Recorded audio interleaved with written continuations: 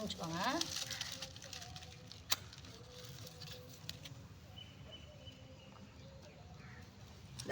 வெய் வெய் sir, இந்த வாழை வாங்கி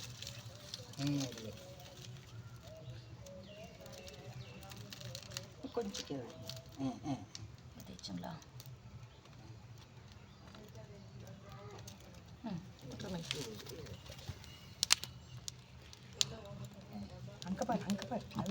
அப்போ சரி. இந்த ஒடிச்சது எடுத்து வைங்க, அப்போ பிடிக்கும். இதுங்க அதான் சில்லியாட பிடிக்கும். பாருங்க, இது பார்த்துட்டு அளவு பாருங்க. தண்ணி நீங்கள் ஊற்றுறேங்க. பால் அப்புறம் நேராக இருக்கா? கொஞ்சம் அந்த பக்கம் ஏற்றுக்கணும்.